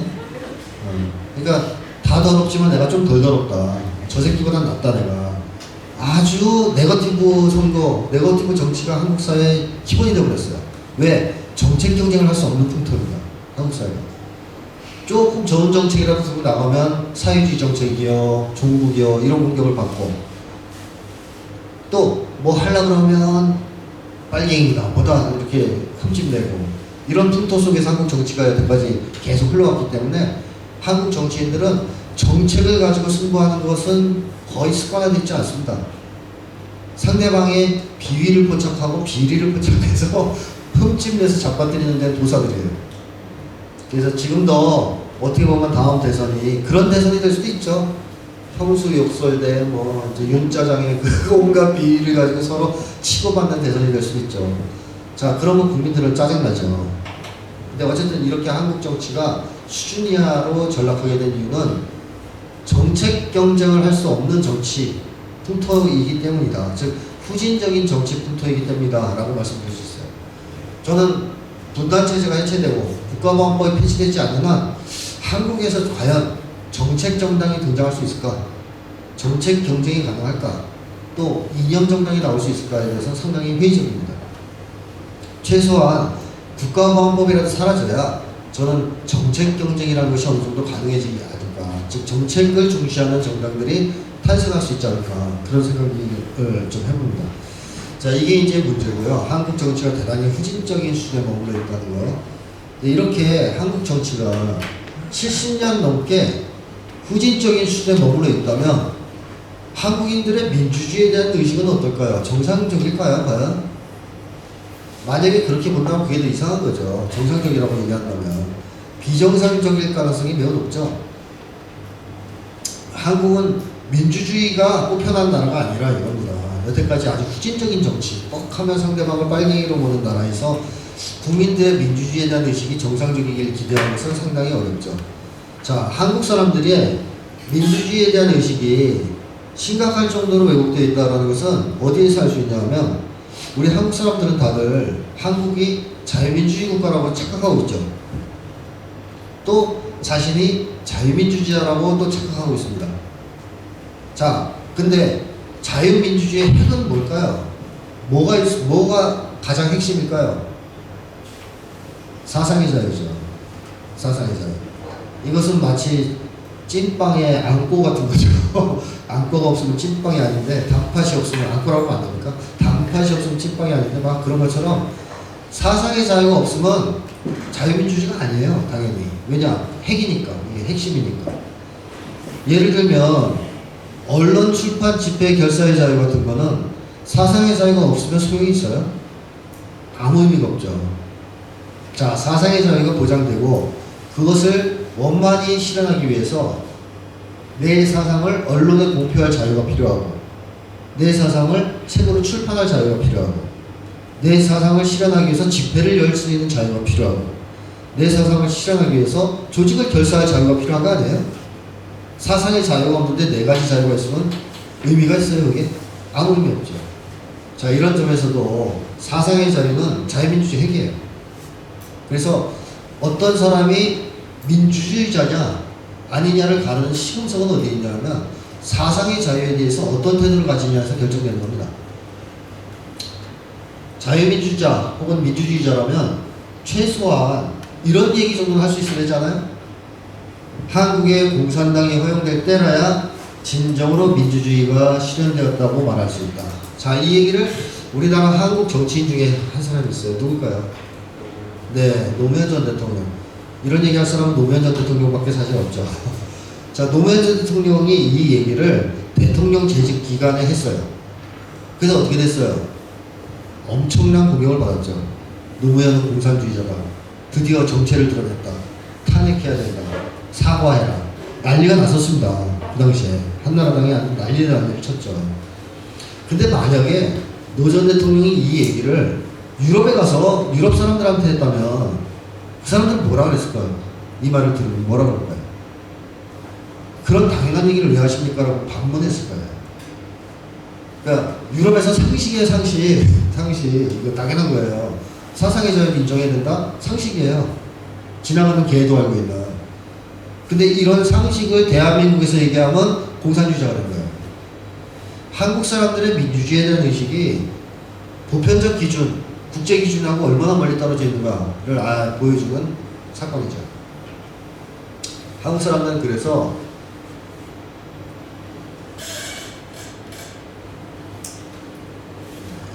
자꾸 죄송합니다. PPT에 하나 더 삽입한 게 있었는데 이게 옛날 거로 제가 새 걸 드렸어야 되는데, 자, 제가 그러면 질문을 할게요. 자, 한국 사람들이 진짜 민주주의자라면 이런 입장을 가져야 되잖아요. 근데 1번 문항은 이겁니다. 사상의 자유는 무조건적으로 전면적으로 보장돼야 된다. 1번. 2번은 뭐냐면 사상의 자유는 보장돼야 한다. 그러나 한국은 북과 대치 중인 특수 상황이므로 일부 사상은 제한해야 된다. 제한할 수 있다. 2번. 한국 사람들 이거 두 가지 중에서 고르라 그러면 뭘 많이 고를 것 같아요, 대부분? 2번 고르죠. 2번 고르죠, 대부분. 근데 이걸 안 고르는 거죠. 1번을 안 고르고 2번을 고른다는 건데 2번의 논리 있잖아요. 2번 논리. 그렇죠? 2번 논리. 이 특수 상황. 이 논리를 누가 만들었을 것 같아요? 히틀러가 만든 거예요. 히틀러가. 유럽은 시민혁명 이후에는, 즉 미유럽이 자본주의가 된 다음에 시민혁명 이후에는 사상의 자유를 부정하는 것은 유럽 사회에서 인정이 안 됐어요. 그건 중세기로 돌아가자는 얘기니까. 그래서 유럽 사회에서 18세기, 19세기 넘어가기 시작하면 사상의 자유를 부정하는 것은 미친놈이 하는 짓으로 인정되는 분위기였단 말이죠. 근데 히틀러는 사상의 자유를 제한하려고 했습니다. 사회주의를. 그래서 논리를 만들어내죠. 말도 안 되는 논리를 만들어내는데 그 논리가 뭐냐? 사상의 자유는 중요하다. 그러나 우리 독일은 사회주의 소련, 그 당시에는 이제 러시아가 소련이었죠. 사회주의 국가. 사회주의 소련과 대치 중인 특수 상황이므로 사회주의는 금지할 수밖에 없다라는 기상천외한 논리를 만들었습니다. 자, 이 논리는 그렇다면 민주주의의 논리예요? 파시스트의 논리예요? 파시스트 논리 아닙니까? 히틀러가 이걸 가지고 독일을 파시화시켰잖아요.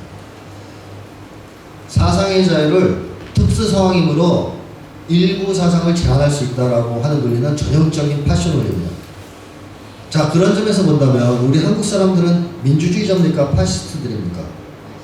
파시스트들이죠. 정치적 입장에서 보면 다 파시오들입니다. 파시오. 정치인들도 파시스트고 일반 국민들도 파시스트들입니다. 적어도 정치적 입장에서는. 한국 사람들은 쉽게 그렇게 생각하잖아요. 사상의 자유 한국에 뭐 금지하면 어때? 라고 생각하죠. 외국 나가서 그런 얘기 해보세요. 당장 너 파시오구나 이러죠. 말이 안 되는 생각인데 그걸 당연하다고 생각해요. 히틀러의 논리를 그대로 따라하고 있어요. 자, 그러면 또 어떤 분들은 그런 얘기를 해요. 사상의 자유 우리가 다 금지한 것도 아니고 그냥 종북사상 사회주의만 금지하는 거 아니냐, 그게 그렇게 문제가 되냐라고 얘기하는 이상한 사람들도 있어요. 근데 문제가 될까요? 안 될까요? 사상의 자유를 금지하되 뭐 예를 들어 한 가지의 사상만 금지한다면 문제가 안 될까요? 문제가 됩니다. 자, 왜 그러냐? 중세시대 때는 모든 사상을 금지한 거 아니잖아요. 중세시대 때 뭘 금지한 거예요? 기독교적 세계관, 기독교적 질서에 위배되는 이단만 금지한 겁니다. 그럼 중세시대 때 권력자들이 마음에 안 드는 사람을 제거하고 싶으면 어떻게 하면 됐을까요? 이단으로 몰고 내는 겁니다. 그 사람을 이단으로 몰고 제거할 수 있어요. 자, 히틀러가 모든 사상을 금지한 게 아니죠. 사회주의 하나 딱 금지했어요. 그러면 사회주의자만 잡아주겠을까요? 아닙니다. 마음에 안 드는 사람, 자기한테 덤비는 사람은 모두 다 사회주의자로 낙인 찍어서 다 제거합니다. 한마디로 죽이고 싶은 사람이 있으면 사회주의자로 낙인만 찍으면 되는 거죠. 한국 사회에서는 뭐로 낙인 찍으면 돼요? 빨갱이나 종북으로 낙인 찍으면 되죠. 금지된 게 뭐냐는 중요하지 않습니다. 한 가지라도 금지되면 그 사회는 반드시 파시화됩니다. 혹은 중세기적 야만 국가가 될 수 있습니다. 왜? 그 금지된 사상을 가지고 있다고만 그 사람을 몰아붙이면 죽이거나 제거할 수가 있잖아요.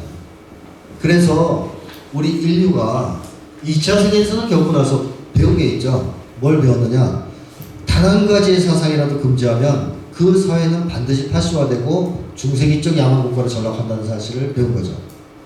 엄청난 피를 흘리고 나서. 히틀러가 독일을 파시화시킬 때 첫 출발점은 사회주의 금지였습니다. 무솔리니가 이탈리아를 파시화시킬 때 첫 출발점 역시 사회주의 탄압이었죠.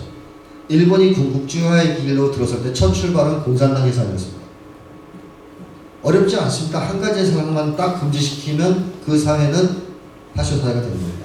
인류가 그걸 경험했어요. 2차 세계대전을 겪으면서. 그래서 2차 세계대전 이후부터 세계의 인류는 사상의 자유 중에서 뭐 한 가지라도 금지할 수 있다는 생각 인정 안 합니다. 그게 얼마나 위험한지 경험했으니까. 근데 한국 사람들은 그걸 모르죠. 전 세계의 모든 사람들이 다 알고 있는데 한국 사람들은 여전히 모르죠.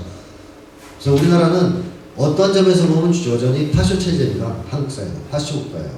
한국 사람들은 다 정치적으로 파시스트에 가까워요.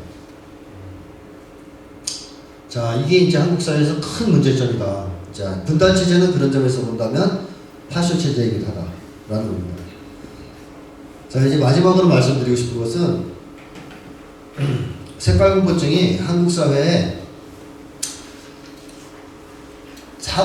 한국인들의 사고 능력에도 영향을 미치고 정치도 후진적으로 만들고 한국인들을 다 파시스트로 만드는 이런 악영향이 있는데 그 결과 한국 사회는 어떨까요? 문화가 민주적 문화가 지배적일까요? 반민주적 문화가 지배적일까요? 당연히 반민주적 문화가 전 사회에 만연되겠죠. 그래서 세 번째 문제는 바로 이겁니다. 전 사회에 반민주적 문화를 만연시킨다는 겁니다. 색깔공포증이. 국가보안법은 시대의 반통일 악법이기도 하지만 끔찍할 정도의 반민주 악법이기도 합니다. 왜? 사상의 자유를 인정하지 않잖아요. 국가보안법은. 근데 사상의 자유를 인정하지 않는다라는 것, 그것이 가지는 의미라는 게 있어요. 즉 심리적 배경이라는 게 있습니다. 뭘까요? 뭘까요? 사상의 자유를 인정하지 않는 것의 심리적 배경은 나랑 생각이 다른 사람, 내가 싫어하는 사상을 가진 사람과는 어떻게 하겠다? 공존하지 않겠다는 게 바로 심리적 배경이죠. 그 얘기하고 있는 거 아닌가요? 사상의 자유를 인정하지 않는다는 거는 공존하지 않겠다. 뒤집어 얘기하면 죽이겠다는 거죠. 제거하거나. 근데 이게 정상인의 심리라고 생각하십니까? 우리가 한국 사회를 살다 보면 나랑 생각이 다른 사람, 내가 싫어하는 사상을 가진 사람 계속 만나게 되잖아요? 그럼 어때요? 그 사람 이름 다 적어놨다 나중에 죽이실 거예요? 뭐 그 정도 되면 미친놈이 되는 거죠. 그죠? 완전히 미친놈이죠. 우리 정상인들은 그런 사고 안 해요. 나랑 생각이 다르고 내가 싫어하는 사람을 가졌다고 죽이려고 안 해요. 그 사람하고도 같이 살려고 그러죠. 왜냐? 그 사람도 존엄한 인간이고 우리 이웃이고 우리 국민이잖아요. 그러니까 당연히 같이 산다고 생각해야죠. 공존을 생각하지 죽이려고 생각하지는 않습니다. 다시 말하면 정상적인 인간의 심리라는 것은 나와 생각이 다른 사람, 내가 싫어하는 사상을 가진 사람과도 더불어 같이 살아가야 되겠다라고 생각하는 게 정상인의 심리예요. 대화하고 타협하고 이러면서 같이 살자고 생각하는 게 맞지, 나랑 생각이 틀리네, 저 새끼 죽여야지. 욕해서 죄송한데 하여튼 죽여야지. 그거는 미친 사람의 심리 아닙니까? 근데 바로 국가보안법이 이걸 우리한테 강요하는 거예요. 너랑 생각이 달라? 네가 싫어하는 사상을 가졌어? 그러면 공존하지 말고 죽여. 라고 우리한테 요구하는 게 바로 국가보안법입니다. 얼마나 이게 정신병적인 악법입니까? 우리한테 미친 사람이 되라고 얘기하는 거 아닌가요? 배타주의를 조장하는 법이 바로 국가보안법이에요. 한국 사회에서 배타주의는 제가 볼 때 국가보안법이 있는 한 사라질 수 없습니다. 그래서 한국 사람들은 정신병적 증오 같은 걸 가지고 있어요. 예를 들면 그런 거죠. 한국 사람들 사회주의 좋아합니까? 싫어하죠. 근데 사회주의를 싫어하는데 사회주의를 잘 아십니까? 어릴 때부터 사회주의에 대해서 많은 교육을 받으셨어요? 학교에서? 한 번도 받은 적 없죠? 대학교 때도 안 가르쳐주죠. 사회 나와도 안 가르쳐주죠. 자, 그럼 제가 묻겠습니다. 근데 왜 싫어하는 겁니까? 모르는데. 이상하다는 생각 한 번도 안 해봤죠, 우리는. 근데 한국 사람들은 사회주의 싫어해요. 아, 싫어. 사회주의잖아. 이 얘기는 벌써 사회주의 틀렸다는 걸 전제하죠? 그건 사회주의적이잖아. 근데 사회주의가 뭔데요? 몰라고. 완전 미친 거 아닙니까? 이 정도 되면. 또 한국 사람들 북에 대해서도 무지해요. 북뱅이란 말 나오죠. 북에 대해서 정말 모릅니다. 근데 엄청 싫어하죠. 이것도 이상한 거 아닌가요? 예를 들면 이웃집에 제가 어떤 아저씨가 살고 있는데 그 사람이 어떤 사람인지 전혀 몰라요. 근데 제가 그 사람 너무 미워서 죽이고 싶어요. 그럼 제가 미친놈 아닌가요? 말이 안 되는 건데 한국 사람들은 그런 배타성이 있어요. 나랑 좀 다르다. 이웃집 사람이다. 그럼 죽여야지. 이런 생각을 해요. 그게 국가보안법이 만들어낸 심리라는 겁니다. 너랑 차이가 있어? 달라? 뭐 어쩌고저쩌고? 그러면 제껴. 국가보안법이 그래도 이거 계속 요구하는 거죠. 국가보안법이 있는 한 저는 한국인들이 정상적인 상태에서 이웃과 사이좋게 지내기 힘들 거라고 생각합니다. 이런 걸 계속 강요하기 때문에. 자, 그러다 보니까 우리 한국 사람들 남의 말 잘 들어요, 안 들어요? 안 듣죠. 살아서 이제 인생 경험을 더 하면 할수록 느끼실 겁니다. 한국 사람들은 남의 말을 안 들을 마음의 준비가 확실히 되어 있습니다. 자, 안 들으려고 딱 이제 마음 먹고 있는데 듣는 척 하죠. 근데 점점 한계에 넘어서서 듣기 싫어지면 나중에 무슨 공격이 나와요? 꼭 색깔 공격 나와요. 경험 안 해보셨어요? 전 고등학교 친구들한테도 막 대화하다가 제가 논쟁에서 이기려고 그러면 꼭 한 번씩 색깔 공격하더라고요. 너 근데 종북이지? 막 이런 식으로. 그리고 일상적인 관계에서, 가족 관계, 친구 관계에서 색깔 공격이 없나요? 많아요. 대한민국은 아주 심합니다. 두 가지 예를 들어볼까요? 제가 하나는 천안 사건이 터졌을 때 한 대학생이 아버지한테 그랬다는 거죠. 아버지, 여러 가지 증거를 봤을 때 저거는 북쪽에서 한 거 아닙니다. 북쪽 소행이라고 볼 수 없습니다. 그렇게 생각합니다. 라고 했더니 아버지 첫마디, 너 종북이냐? 어때요? 건전한 부자 간의 소통? 대화? 우리나라 부자 관계가 이래서 안 좋아요. 그죠? 그 다음에 또 한 가지 예를 들면 제 은사님이 아까 얘기했던 그분이 처음 대학 교수가 됐을 때 고대 원로 교수들하고 같이 회식을 하게 됐어요. 근데 그 원로 교수들 중에 좌장이 갑자기 기습 질문을 한 거예요. 자네 노조에 대해서 어떻게 생각하나? 근데 이분이 이제 순진하게 이렇게 얘기하고 한 겁니다. 노동상권은 법에서 보장하고 있으니 인정해야 되지 않겠습니까? 라고 얘기한 거예요. 그러자 그 좌장격의 원로 교수가 바로 그러더래요. 이 새끼 빨갱이네. 나머지 교수들 교수가 빨갱이니까 애들이 데모를 하잖아 이 새끼 하면 쌍욕이 막 나오고요. 3명은 어때요? 수준 높은 지성인간의 토론? 이게 고대 교수들이 하는 짓이에요. 한국 사회 생각해 보시죠. 술자리가 보십시오. 조금만 수 틀리면 빨갱이라고 터져 나오죠. 자, 한국 사람들 이런 풍토 속에서 살고 있어요. 마음에 들지 않는 사람 빨갱이 오거나 제거할 수 있는 사회에 살고 있습니다.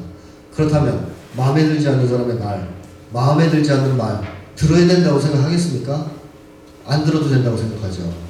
수틀리면 빨갱이로 몰아서 제끼면 되고 수틀리면 빨갱이로 몰아서 입틀어 막으면 되는데 왜 들어야 된다고 생각하겠습니까?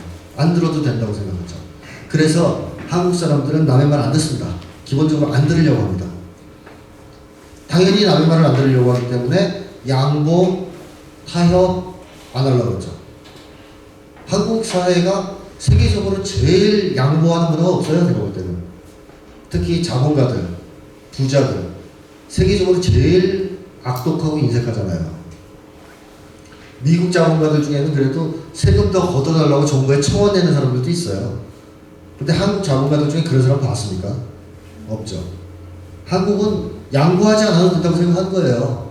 노조의 힘이 커진다. 그러면 좀 무서워. 근데 양보해야 된다고 생각 안 해요. 그러면 언제 빨갱이로 몰아 때려잡지? 이것만 생각하죠. 그러니 양보와 타협 같은 건 대한민국에서 찾아보기가 힘들다라는 것이죠. 진정한 토론, 진정한 소통, 전 대한민국에서 불가능하다고 생각합니다. 이런 풍토 때문에. 자, 그러면 한편으로는 우리가 일상생활 속에서 끊임없이 빨갱이 공격을 당하잖아요. 또는 색깔 공격을 당한단 말이에요. 종북몰이 당하고. 그러면 우리가 하기도 하죠. 당사자로서 하기도 하죠. 당하기도 하고. 그럼 이런 속에서 살아간다면 한국 사람들이 과연 자기의 권리 주장을 마음껏 할 수 있을까요? 불의의 저항을 과감하게 할 수 있을까요? 어렵지 않습니까? 무권리, 무저항이 한국인들의 삶의 방식이 되지 않았겠습니까? 한마디로 이걸 이제 비겁함이라고 이제 저는 규정을 했는데요. 한국인들의 삶의 철학은 비겁함이다라는 거죠. 비겁함. 저항하지 않고 권리를 주장하지 않고 한국에 옛날에 그런 말도 있었어요. 말 많으면 빨갱이. 진짜 놀라운 말인데 그렇게 그 기준으로 보면 여기 계신 분들 다 빨갱이죠. 말 많은 분들이라. 자, 말 많으면 빨갱이다. 이 말을 하지 말라는 거죠. 자, 그런 풍토에서 사람들이 어떻게 저항을 하고 어떻게 자기 주장을 얘기합니까? 그러니까 무권리 무저항, 이게 이제 한국 사회의 삶의 원칙, 사람들의 삶을 지배하는 삶의 철학이 되는 거죠. 게다가 한국 사람들은 이러한 삶의 철학을 서로서로 권장하지 않습니까? 예를 들면 한국 드라마나 영화 같은 데 자주 나오는 장면 중 하나가 뭐냐면 이런 거죠. 아들이 처음에 이제 사회생활 시작하면서 회사에 취직을 했어요. 가보니까 회사가 아주 엉망이에요. 갑질에 뭔가 부정부패. 그래서 이제 집에 돌아와서 어머니한테 얘기를 한 거죠. 우리 회사 너무나 나쁜 곳이다. 뭐 이런 얘기 있다. 그럼 어머니가 화를 발칵 내잖아요. 야! 사회생활이란 게 다 그런 거지. 깨끗한 직장이 어디 있다고.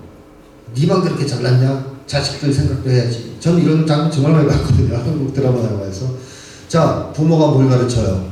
불의를 보면 싸워라? 타협해라. 피해라. 참아라. 이런 걸 가르치지 않습니까? 한마디로 비겁함을 가르치는 거죠. 그리고 사회생활 하면서 잘 참으면 사회성 좋다고 그래요. 비겁함을 몸에 딱 배워서 이제 처신을 잘하면 아유 둥글둥글 잘 사네 이러고 있어요. 그래서 한국말에 끔찍한 거 있죠. 군대 가야 사람 된다?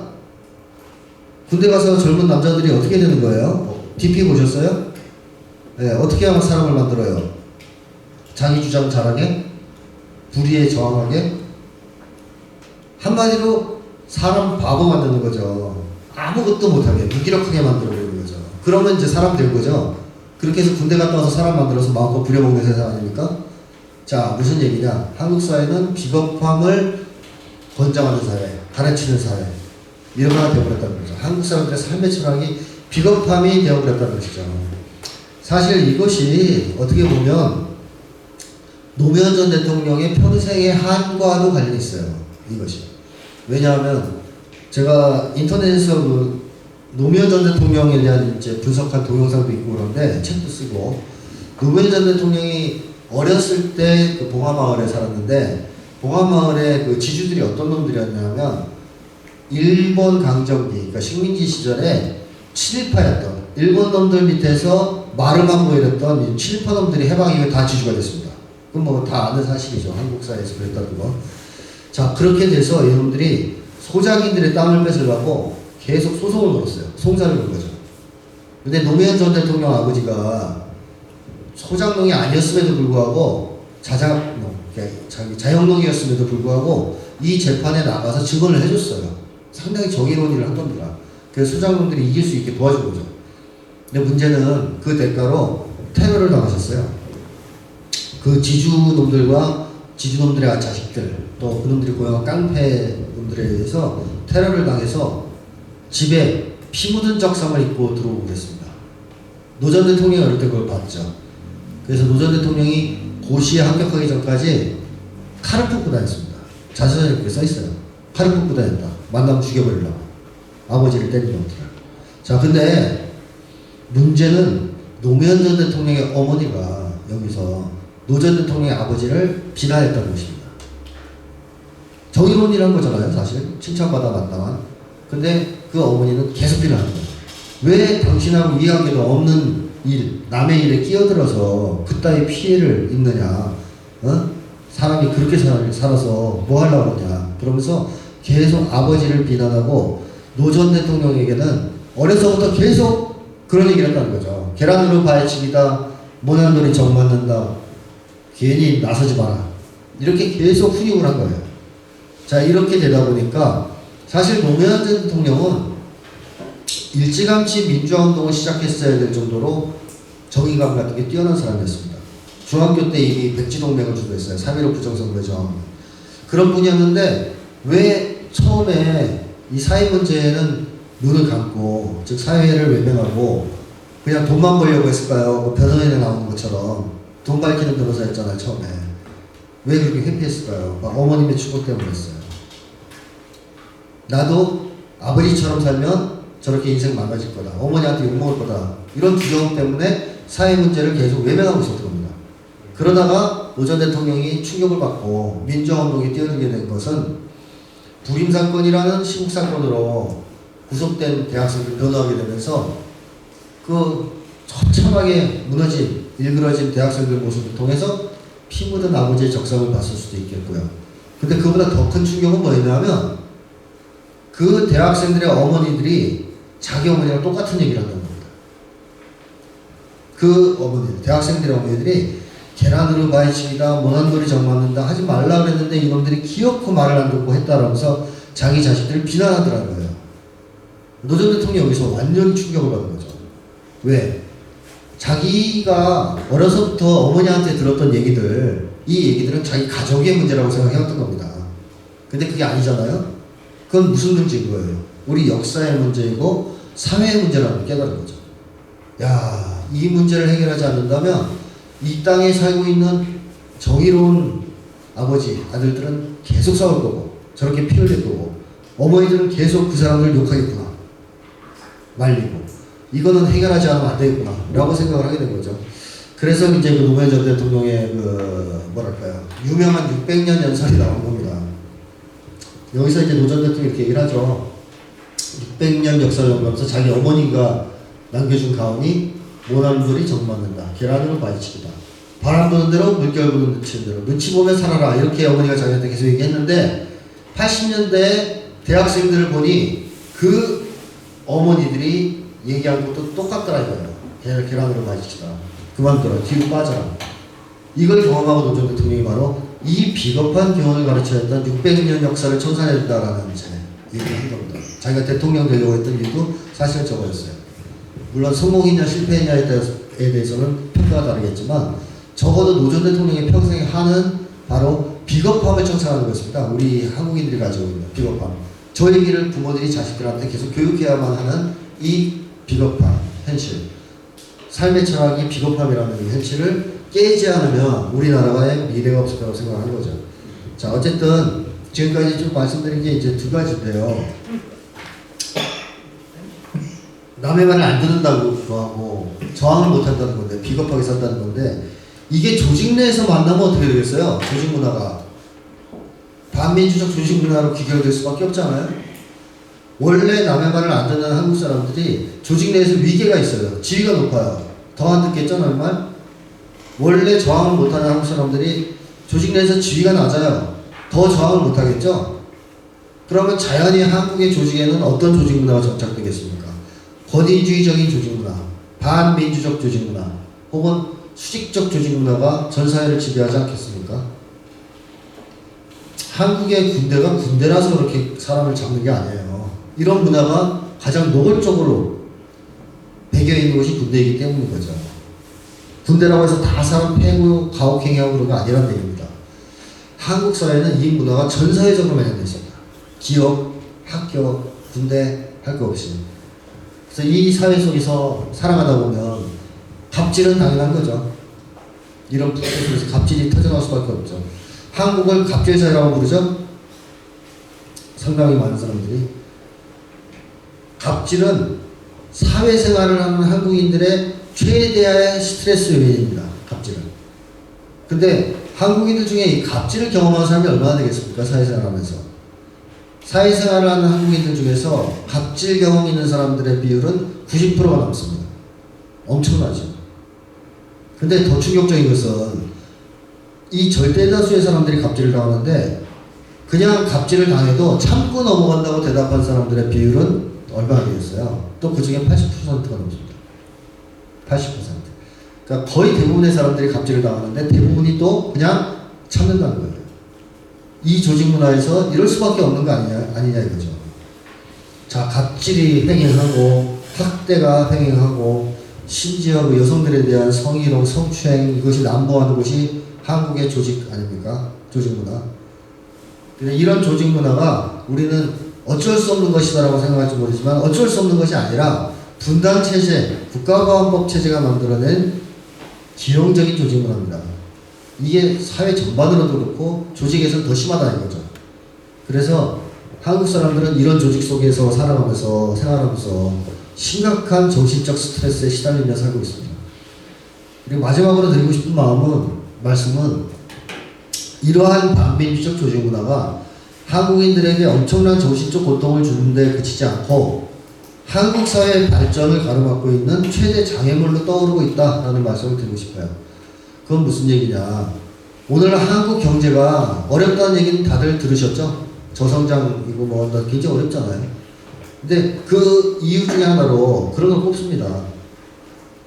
선진국은 못 따라잡고 있고 중국한테는 추격당했고 샌드위치 신세가 된다. 이런 얘기 자주 들으셨죠? 자, 그럼 한국 경제가 계속 성장하려면 더 앞으로 나아가려면 어떻게 해야 됩니까? 또 여기에 대해서도 모든 사람의 의견이 일치해요. 창의 경제로 가야 된다. 혹은 박근혜가 써서 재수없는 말이긴 한데 창조 경제로 가야 된다. 혁신 경제로 가야 된다. 다시 말해서 그 어느 때보다 창의적인 아이디어나 혁신적인 아이디어가 중요한 시절이 되었다는 것이죠. 한국 경제를 살리기 위해서는. 근데 문제는 뭐냐? 반민주적 조직 문화 속에서는 그런 혁신적인 아이디어나 창의적인 아이디어가 나올 수 없다는 것이죠. 전 세계를 대상으로 한 연구들을 보면 창의적이고 혁신적인 아이디어가 나오는 기업 문화는 어떤 문화일까요? 민주적 조직 문화입니다. 수평적 조직 문화입니다. 절대로 권위주의적인 조직 문화, 반민주적 조직 문화, 수직적 조직 문화에서 창의성이 나올 수 없죠. 그건 상식적이라고도 볼 수 있는데 여러분들도 생각해 보세요. 어때요? 아이디어가 반짝반짝 떠오를 때가 언제입니까? 기분 좋고 행복할 때일까요? 매 맞고 있을 때일까요? 기분 좋고 행복할 때 아닌가요? 그렇죠. 그래야 머리가 돌아가죠. 맞고 있을 때도 돌아가는 사람이 있는데 급하니까 정말 진정한 창의성은 안 나와요. 그래서 외국의 한 그 유명한 창의성 컨설턴트 그런 얘기까지 했어요. 한국의 기업 문화에서 가능한 건 유일하게 가능한 건 속도밖에 없다 그랬어요. 창의성은 나올 수 없다. 까라면 까라 이런 이제 문화에서는 속도밖에 나올 게 없다. 근데 그것도 한계가 있지 않냐. 그리고 창의적인 아이디어는 절대로 나올 수 없다는 것이죠. 삼성 같은 기업 문화에서 야 애플이 스마트폰이라는 걸 만들었대. 그럼 베껴. 그럼 베끼는 걸 잘해요. 갤럭시. 근데 그건 중국도 이제 잘한다는 거죠. 그러면 이제 뭘 해야 되냐면 애플이 세계 최초로 스마트폰이라는 새로운 상품을 만든 거 아니에요? 듣도 보도 못한 새로운 상품. 이걸 삼성의 CEO가 야, 전 세계에 애플도 못한 새로운 신상품을 한번 만들어내봐. 그럼 그거 할까요? 삼성에서? 안 된다는 얘기예요. 그런 삼성의 분위기에서. 조직 문화가 수평적이고 민주적이고 개방적이고 사람들이 직장 생활에서 스트레스를 안 받고 즐겁게 생활할 수 있어야 아이디어가 반짝반짝 할 거 아니냐 이거예요. 오늘날 한국인들의 창의력은 거의 갉아먹혀서 없어요. 한국 사람들 중에 창의적인 사람이 누가 있어요? 다 먹고 사는 거에 치여가지고 어떻게 하면 좋은 데 알아가서 밥이나 먹고 살까 이런 고민을 하고 있는데 무슨 창의적인 아이디어가 나오겠습니까? 자, 그래서 결론적으로 말씀드리고 싶은 것은 반민주적 조직 문화를 청산하지 못한다면 한국 사회의 반민주적인 풍토를 청산하지 못한다면 한국 사회가 혁신적 아이디어를 내놓을 수 있는 창의적인 국가로 발전할 수 없다. 다시 말하면 한국 사회에서 혁신, 도전, 모험 이런 말은 더 이상 찾아볼 수 없을 것이다. 이것은 분단 체제를 해체하는 문제, 국가보안법을 폐지하는 문제, 나아가 분단 트라우마를 치유하는 문제가 한국의 국가적 흥망을 좌우하는 문제로 지금 제기되고 있다는 걸 의미하지 않습니까? 이걸 해결하지 못하면 한국 사회는 여기서 주저앉을 수도 있다는 얘기입니다. 그래서 결론적으로 저는 하루빨리 이 분단 트라우마를 극복하고 국가보안법을 폐지하고 또 분단 체제를 해체해야만 한다. 그래야 사람들이 우리의 머리를 짓누르던 사상적 족쇄, 사고의 족쇄에서 풀려나서 자유롭고 창의적으로 사고를 하고 정치도 정상적으로 진행이 되면서 서로 딴지 걸고 싸우는 게 아니라 정책 경쟁을 하는 건전한 정치가 정착되고 한국 사회 전반적인 풍토가 민주적으로 바뀌면서 사람들의 잠재력과 창의성이 살아나서 국가가 흥하는 그런 미래가 올 수 있다라고 말씀드리고 싶어요. 우리 민족이 가진 잠재력 대단합니다. 세계 최고라고 저는 생각합니다. 여전히. 근데 그것을 분단 체제가 완전히 짓누르고 있지 않습니까? 이걸 해체시켜야 될 중요한 역사적 임무가 우리들한테 있다라고 생각을 합니다. 자, 긴 시간 강의 듣느라고 수고하셨고요. 오늘 강의는 이걸로 마치겠습니다.